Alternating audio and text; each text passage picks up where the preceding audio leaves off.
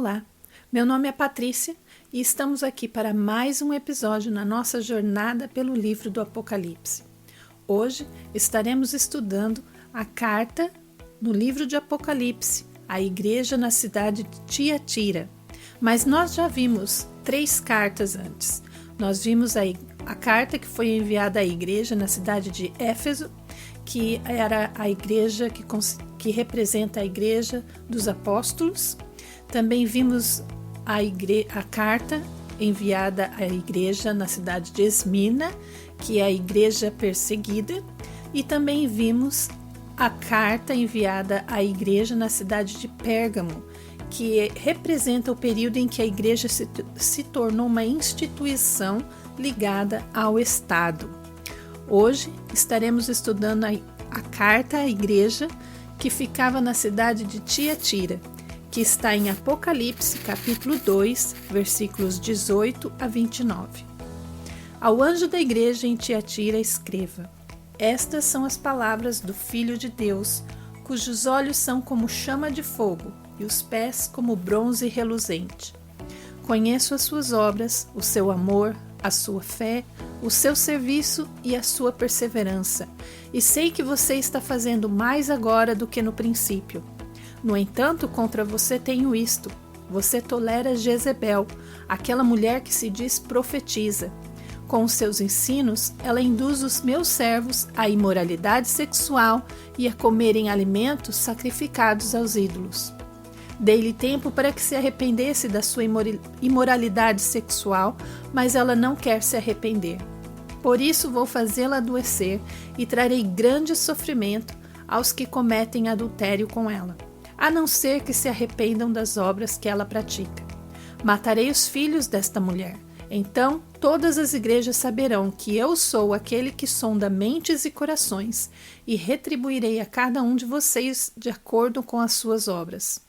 Aos demais que estão em Tiatira, a vocês que não seguem a doutrina dela e não aprenderam, como eles dizem, os profundos segredos de Satanás, eu digo: não porei outra carga sobre vocês. Tão somente apeguem-se com firmeza ao que vocês têm, até que eu venha. Aquele que vencer e fizer a minha vontade até o fim, darei autoridade sobre as nações. Ele as governará com cetro de ferro e as despedaçará a um vaso de barro. Eu lhes darei a mesma autoridade que recebi a autoridade de meu Pai. Também lhe darei a estrela da manhã, e aquele que tem ouvidos, ouça o que o Espírito diz às igrejas. A cidade de Tiatira é mais uma outra cidade da Ásia Menor na Turquia, e o significado do seu nome é um pouco misterioso. Alguns estudiosos sugerem sacrifício perpétuo ou odor de aflição. Também era uma cidade romana cheia de adoração pagã, principalmente ao deus Apolo, filho do deus Zeus, e que era adorado junto com o imperador Apolo. Possuía muitas cooperativas de negócios e associações de artesãos do que qualquer outra cidade da Ásia, e como na cidade de Esmina, cada cooperativa era dedicada a um deus, e durante as reuniões regulares eram sacrificadas carnes aos ídolos, e como parte destas reuniões havia muita imoralidade sexual.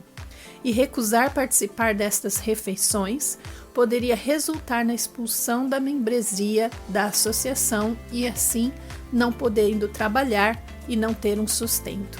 Para esta igreja, Jesus escolhe a descrição de si mesmo do capítulo 1 e enfatiza os olhos como chama de fogo e os pés reluzentes como bronze. As duas descrições refletem o mesmo significado, mas um pouquinho diferente. Olhos como chama de fogo, na Bíblia, representa olhos que veem todas as coisas, como uma visão de raio infravermelho, capaz de discernir e conhecer todas as coisas. E os pés reluzentes como bronze representam o fogo do julgamento. Testar um metal no fogo é para saber se este metal é puro, assim como fazemos com o ouro. Então estas duas imagens juntas testificam o julgamento perfeito e a autoridade para julgar sobre todas as coisas. Infelizmente, não é uma saudação muito calorosa, mas por razões conectadas com a carta anterior, Jesus Cristo continua a lembrar à sua igreja que ele é juiz da sua igreja. Semelhante com a carta à igreja de Pérgamo, Jesus começa com um comentário positivo sobre a igreja. No versículo 19, Jesus diz que a igreja de Tiatira é uma igreja conhecida por boas obras e amor uns pelos outros. E de fato, esta igreja cresceu em boas obras ao longo dos anos, tornando-se mais bem organizada e ativa. Mais pessoas recebiam alimentos, casa e ensino. E esta igreja aparentemente trabalhava duro e muito piamente. Jesus é um defensor desta igreja, fazendo tantas boas obras pelo seu povo e a humanidade em geral. Mas estas boas obras não podiam estar divorciadas do propósito da missão da igreja, que era compartilhar o verdadeiro evangelho. A salvação de almas através da pregação do evangelho é a melhor obra de obediência a Jesus que a igreja pode oferecer.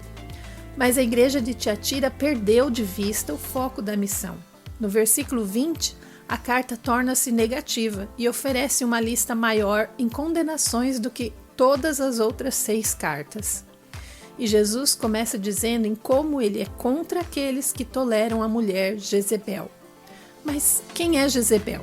A Jezebel original, na verdade, era uma esposa fenícia do ímpio e perverso rei Acabe, que reinava sobre o povo de Israel.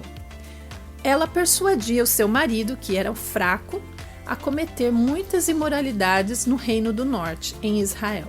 E como resultado, o nome dela se tornou sinônimo de um coração perverso, de mulheres manipulando e liderando homens fracos para o mal. Existe muita especulação a respeito da identidade de Jezebel e como ela influenciava a igreja do primeiro século. Mas como mencionado na carta a Pérgamo, sobre os que seguiam os ensinos de Balaão, devemos assumir que Jesus estava usando esta mulher como um exemplo. Jesus está se referindo ao tipo de influência presente na igreja. Podemos dizer então que havia na igreja de Tiatira mulheres que estavam agindo da mesma maneira de Jezebel, corrompendo e influenciando a igreja de uma forma perversa e pecaminosa. Os cristãos estavam sendo persuadidos a comer carne sacrificada a ídolos nos templos das associações e cooperativas e participar também das imoralidades que acompanhavam estes rituais. Jesus diz que ele havia dado tempo para esta mulher se arrepender, mas ela não quis parar com as suas imoralidades. Ela chamava a si mesma de profetisa, o que significava que ela falava em nome de Deus.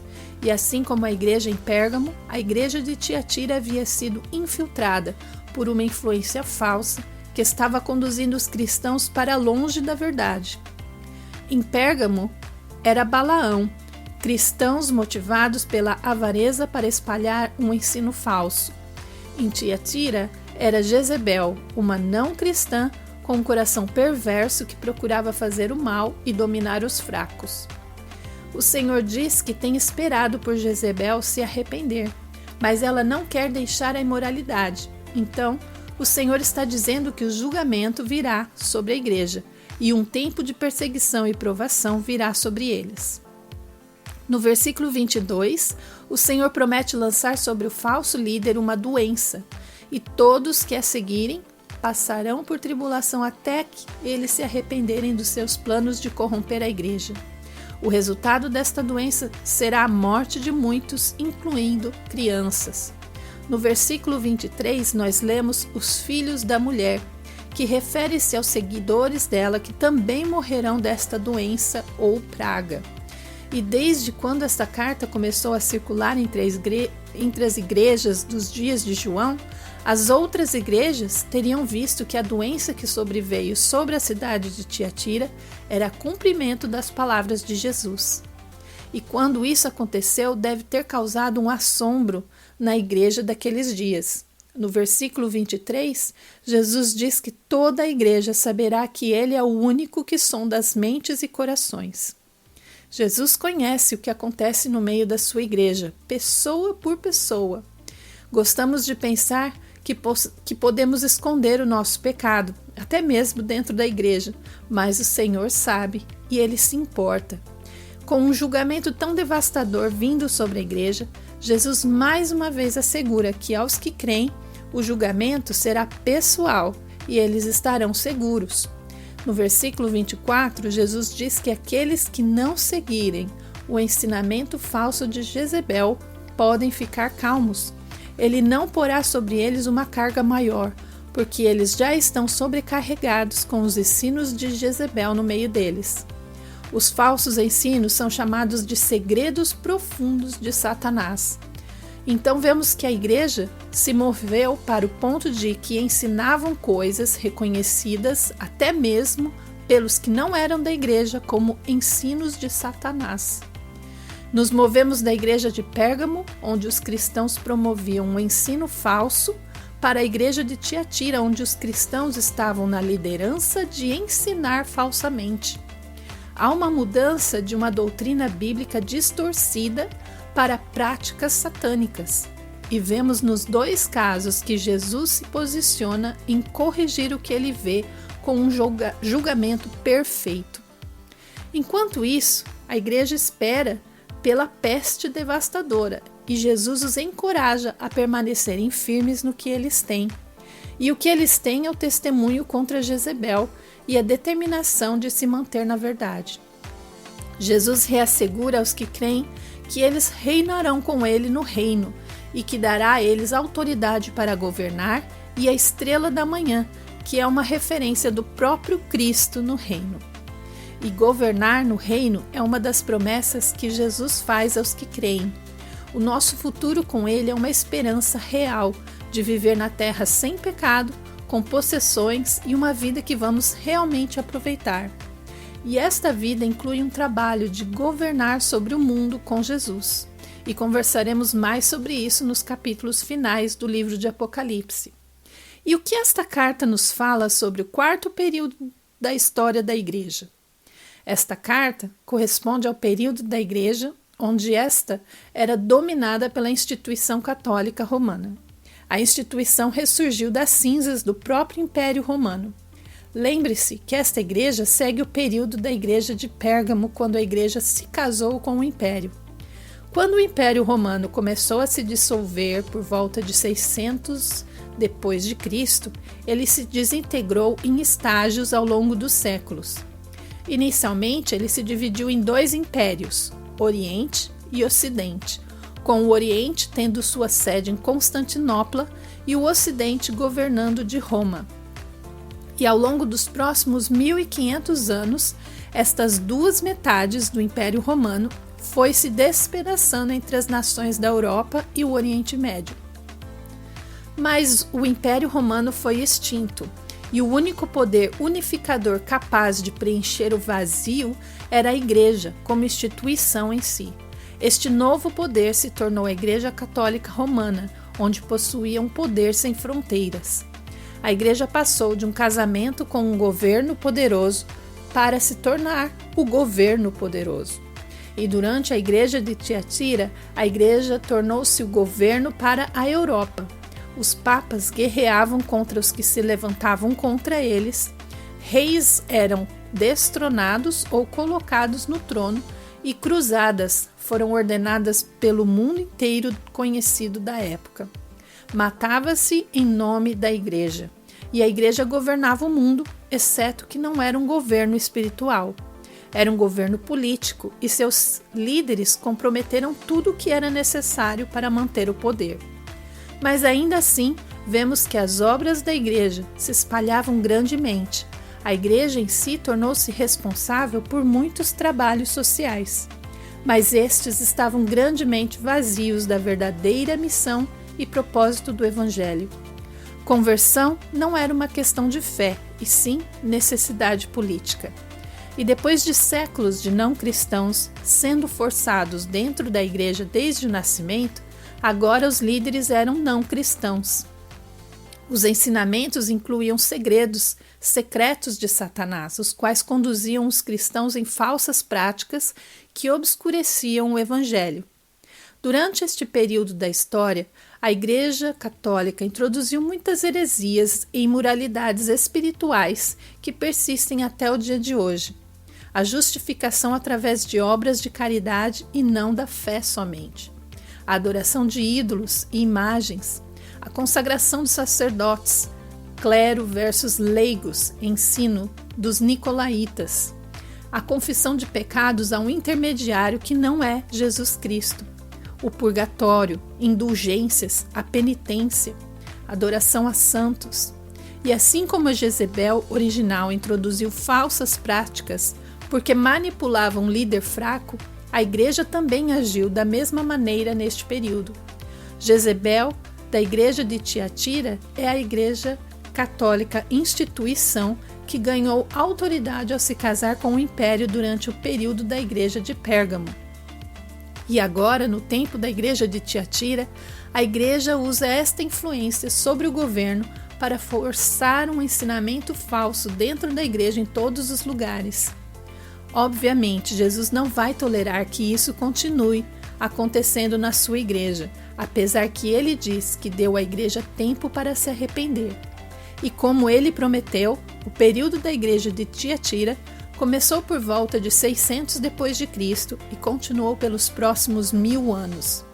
A igreja ficou centralizada na igreja ocidental ortodoxa em Constantinopla e a igreja romana em Roma. Por volta do 13º século, os efeitos da influência de Jezebel já se encontravam em todo o mundo cristão da época. Eventualmente, a penalidade, o castigo, vieram, assim como Jesus havia predito. E Jezebel tornou-se doente, e junto com seus filhos e seus seguidores, sofreram uma grande pestilência. Quando olhamos para a história, vemos que este tempo chegou e no fim do 13º século, o julgamento de Jesus veio na forma da peste negra.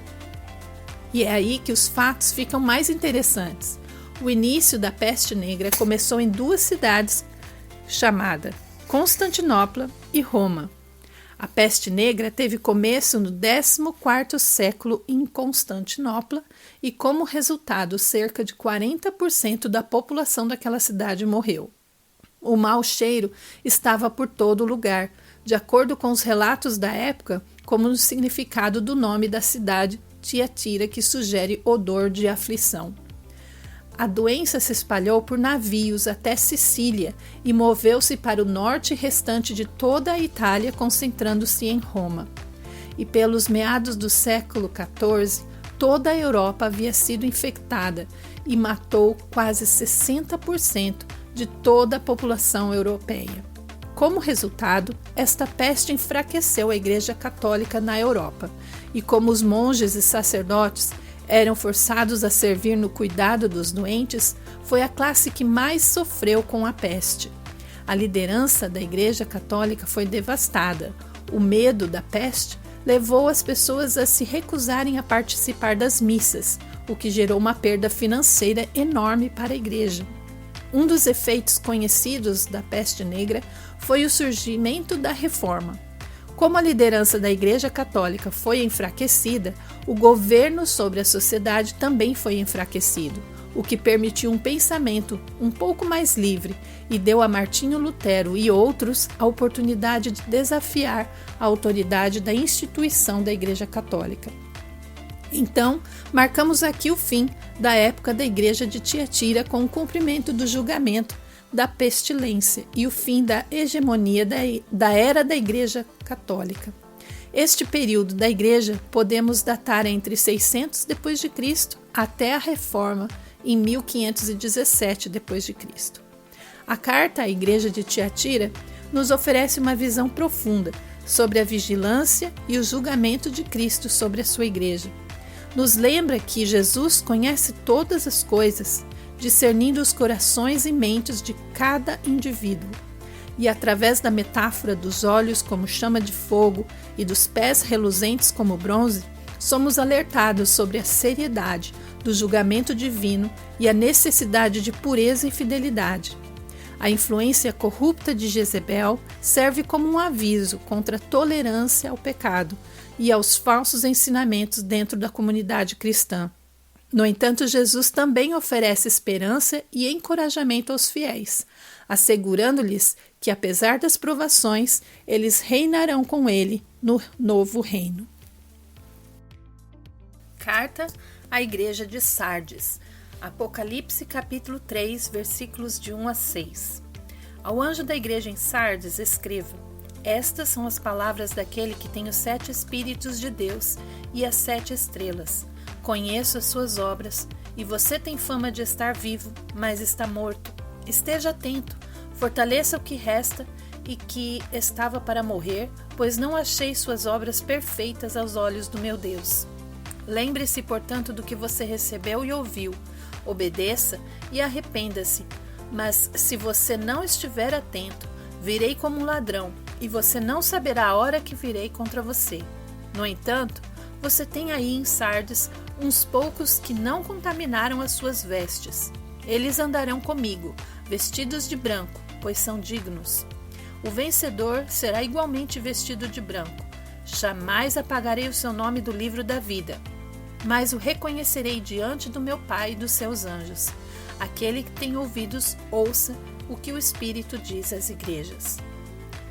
Começando com o significado do nome da igreja, o nome Sardes, alguns estudiosos propõem aqueles que escapam ou remanescente. Sardes é uma cidade na Ásia Menor e que a capital era Lídia, cerca de 96 quilômetros distante da cidade de Esmirna. Era um importante centro comercial, famosa e conhecida também pela invenção do processo de tintura de lã. Tinha templos enormes e um solo fértil que a fazia muito produtiva. Apesar de tudo, hoje só restam as ruínas desta cidade na Turquia, mas tempos atrás era uma cidade fortificada. Ela foi construída sobre uma montanha e era protegida por vigias nas torres que possuíam muros com estrutura tripla de paredes. Muitos ataques foram feitos àquela cidade, mas somente alguns poucos é que foram sucedidos. A descrição de Cristo para esta igreja é a dos 7 Espíritos de Deus e das 7 estrelas ou anjos. A ênfase no todo, que é o número 7, nos expressa o espírito e anjos das igrejas, representando a autenticidade da igreja. Sardes era uma igreja verdadeira, mas tinha um ponto fraco, numa questão muito importante. Jesus diz que conhecia as suas obras, que eles tinham um nome, que eles diziam que estavam vivos, mas na verdade estavam mortos em relação às obras. Sardes caíra vítima dos avisos encontrados na carta a Tiago, que diz: insensato, quer certificar-se de que a fé sem obras é inútil? Tiago, capítulo 2, versículo 20. Nós somos salvos pela fé somente, mas se a fé não for acompanhada de obras, ela se torna inútil para Deus, porque a fé, por si mesma, sem obras, é morta e inútil, como nos diz no mesmo livro de Tiago, capítulo 2, versículo 17. Jesus, então, diz a esta igreja que eles até têm o nome de cristãos, mas que estão em falta nas obras de Cristo e, portanto, estão mortos. A fé de cada cristão é um presente de Deus que foi dado para produzir glória a Ele. E a maneira como fomos criados nos mostra que temos o propósito de glorificar ao nosso Criador através de boas obras.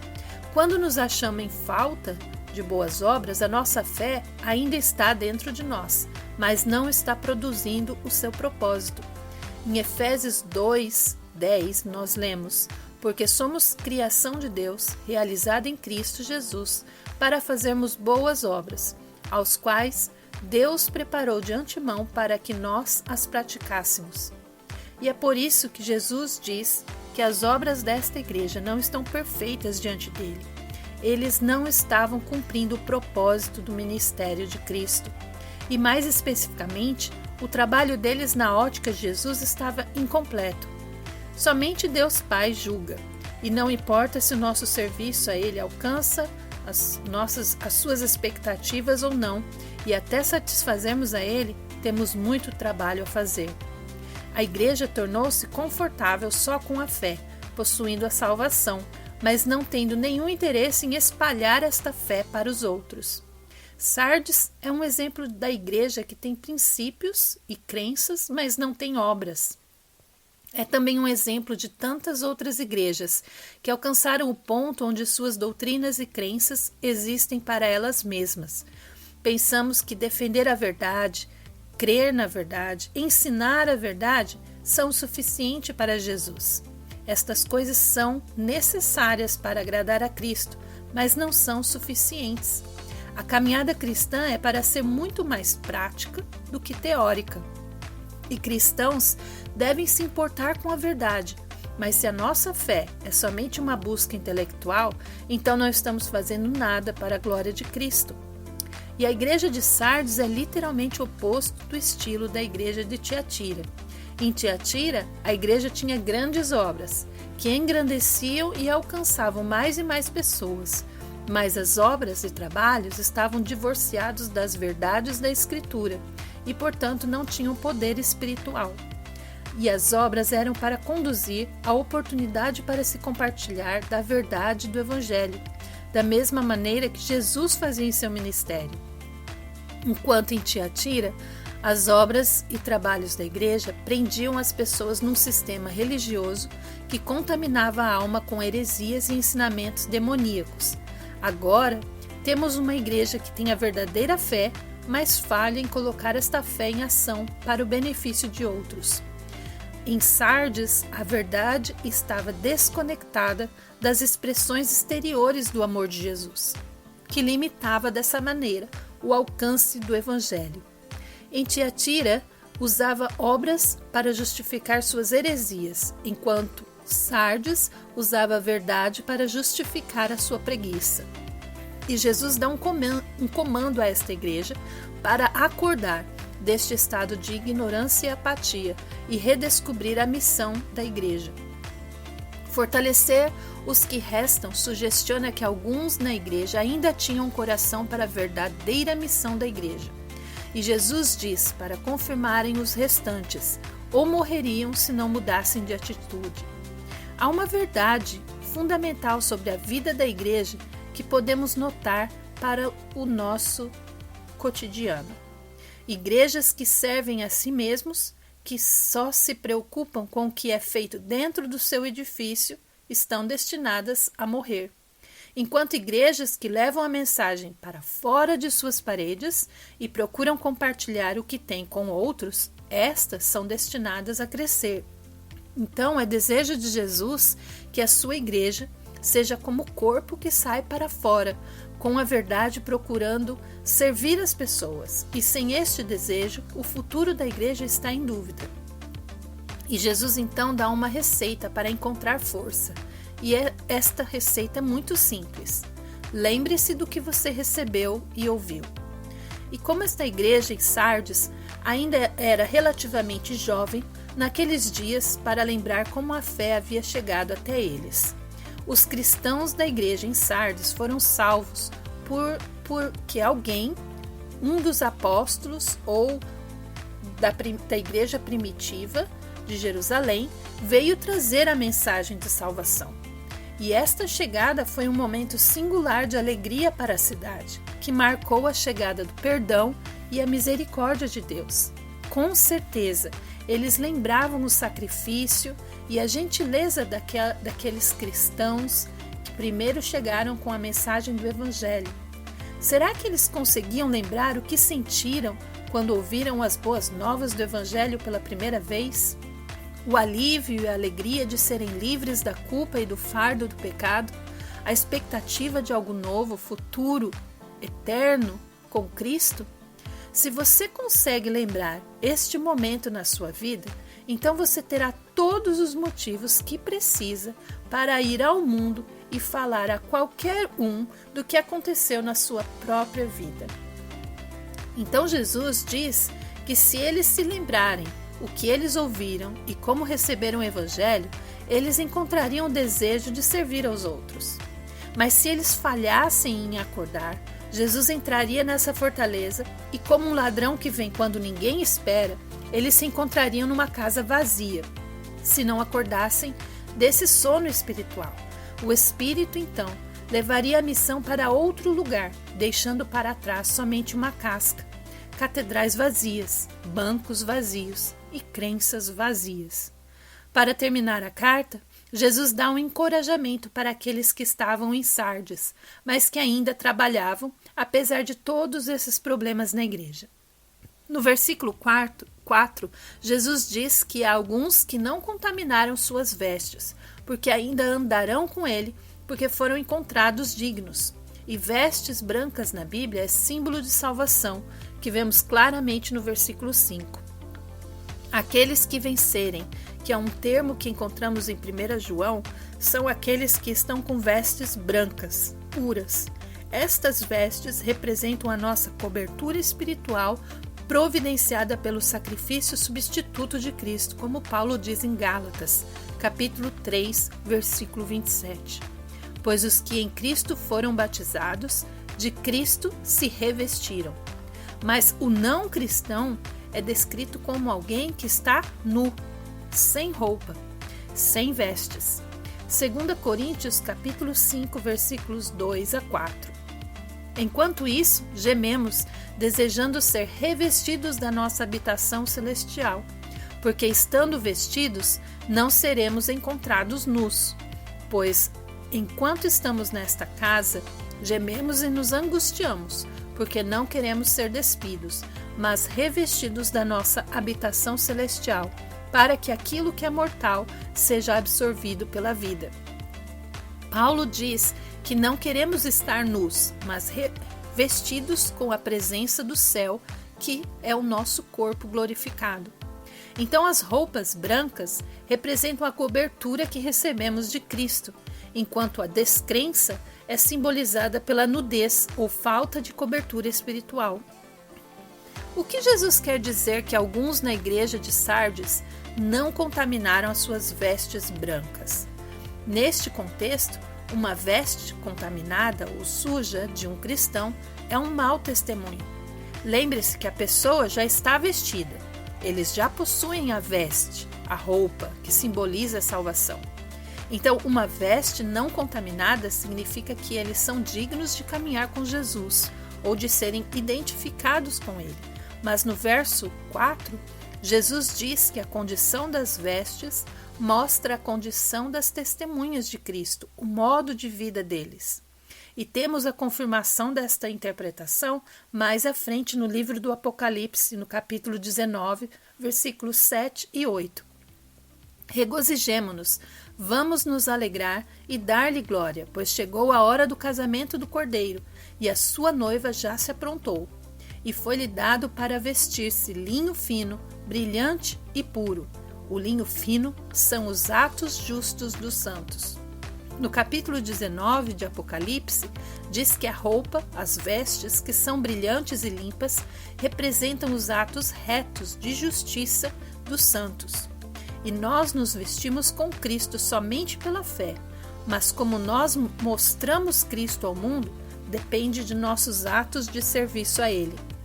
Esta igreja possuía alguns cristãos que não haviam se contaminado, e outros tinham um testemunho ruim e eram pobres reflexos do caráter de Cristo.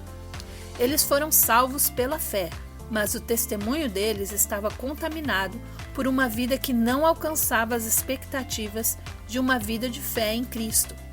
E Jesus termina sua carta lembrando a igreja que não importa qual fosse a penalidade o Senhor trouxesse sobre ela, o cristão individual estaria seguro.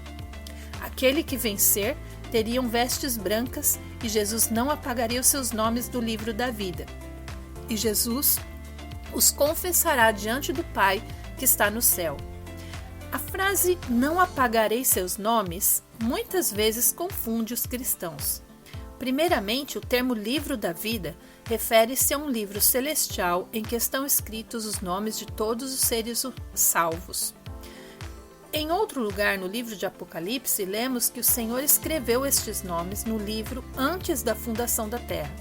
Então, o conteúdo deste livro não está determinado pelos eventos que acontecem na terra. O livro e o seu conteúdo já foram determinados antes da terra existir.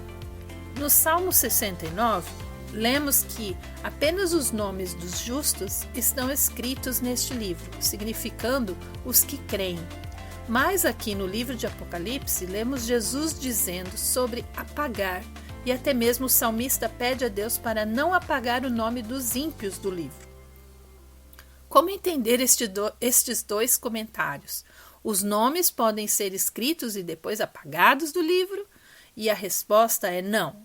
É para entender, e para entender estes dois comentários, precisamos entender a escrita e literatura judaica. Poeticamente, era uma técnica judaica comum escrever enfatizando uma certa verdade, negando o seu oposto. Complicado? No Salmo 69, os nomes dos injustos são apagados do livro, como uma maneira de dizer que não serão encontrados no livro. E o salmista não está dizendo literalmente que os nomes dos injustos estavam uma vez escritos no livro e depois foram apagados. O livro não poderia ser chamado livro da vida se tivesse o nome dos injustos antes da terra existir. Então o salmista está simplesmente negando o oposto. E igualmente, Jesus enfatiza ao que crer que será sempre encontrado o seu nome no livro da vida, por dizer que ele nunca apagará o seu nome do livro da vida. Para simplificar, nenhum nome de um justo pode ser apagado do livro da vida. E Jesus afirma esta verdade aqui. E qual é a interpretação profética deste período da igreja? Sabemos que esta igreja é a próxima depois do período da igreja da instituição católica, e o nome da igreja confirma que é a igreja reformadora. O nome, que significa os que escapam ou remanescente, é como um grupo que escapa da apostasia e da instituição. O Espírito se moveu de uma instituição para uma nova instituição, refletindo o que Jesus diz que ele tem os 7 Espíritos. Os 7 Espíritos referem-se à totalidade do Espírito de Deus, que depois de 1517 não habitava mais na instituição da Igreja Católica. A Reforma Protestante verdadeiramente reformou a Igreja. Trouxe um novo compromisso para a verdade bíblica e doutrinas da Igreja. O verdadeiro Evangelho da salvação pela graça somente em Cristo foi restaurado. Durante este movimento, as piores heresias da Igreja Católica foram eliminadas, apesar de algumas falsas práticas ainda foram mantidas puramente por tradição, como, por exemplo, clero versus leigos, o batismo infantil. Mas uma das consequências frequentemente ignoradas da reforma foi o abandono do evangelismo e uma ênfase diminuída nas obras de caridade. Talvez porque o catolicismo pregava a salvação pelas obras, usando trabalhos sociais para espalhar a sua religião, os reformadores adotaram uma abordagem totalmente oposta. Os reformadores enfatizaram a soberania de Deus, as doutrinas bíblicas, em detrimento da busca pelos perdidos e das obras sociais. E de fato, Martinho Lutero ficou tão incomodado com a conversa sobre boas obras que duvidou das credenciais inspiradas da carta de Tiago. O livro de Tiago diz que a fé sem obras é morta, que era o texto que os católicos usavam para defender a sua teologia. Então, em sua tradução da Bíblia, Martinho Lutero moveu o livro de Tiago para fora do cânon do Novo Testamento e o relegou a um apêndice. Assim, da reforma surgiu uma cultura que estava viva apenas no nome, tendo se afastado reflexivamente das boas obras do catolicismo. E quando uma igreja para de pregar a importância de servir a Cristo com boas obras, produzimos cristãos preguiçosos, produzimos cristãos com um testemunho manchado que não completaram as suas obras aos olhos do Pai. E o julgamento que Jesus ameaçou vir sobre esta igreja? Eles acordaram ou o ladrão veio repentinamente? Nos primeiros 100 anos, a reforma foi dominada por um punhado de igrejas estatais, como a Igreja Luterana, Anglicana, Presbiteriana. Mas em 1648, a Guerra dos 30 Anos entre protestantes e católicos terminou com a Paz de Westfália, e este tratado estabeleceu a base para a Europa moderna. Na Espanha e Portugal, o catolicismo tornou-se a religião oficial. Na França, embora o catolicismo fosse a maioria, o Edito de Nantes, em 1598, garantia uma tolerância aos protestantes, que foi retirada em 1685. Na Suécia, Dinamarca, Noruega e Finlândia eram oficialmente luteranos. Escócia, Suíça adotaram o calvinismo. A Inglaterra tinha anglicanismo como religião oficial e na Irlanda, embora houvesse maioria católica, o anglicanismo foi imposto pelos governantes. Entre os seus muitos princípios, o Tratado de Westfália estabeleceu que os cristãos estavam autorizados a adorar quando e onde quisessem. Protegeu a expressão cristã em formas mais amplas e a Igreja da Reforma perdeu o controle dos seus próprios credos. E como resultado, novas fés protestantes começaram a surgir. E, finalmente, as obras de fé foram reacendidas em uma nova geração à medida que a Igreja da Reforma deu à luz a um despertar mundial da fé. Onde a Igreja despertou, um novo período vibrante de obras recomeçou. E onde a Igreja da Reforma permaneceu adormecida, o ladrão veio e levou o espírito para outro lugar. Então, assim, a Paz de Westfália nos dá uma data para marcar o fim deste período, que vai de 1517 a 1648 da nossa época. Vejo vocês no próximo episódio.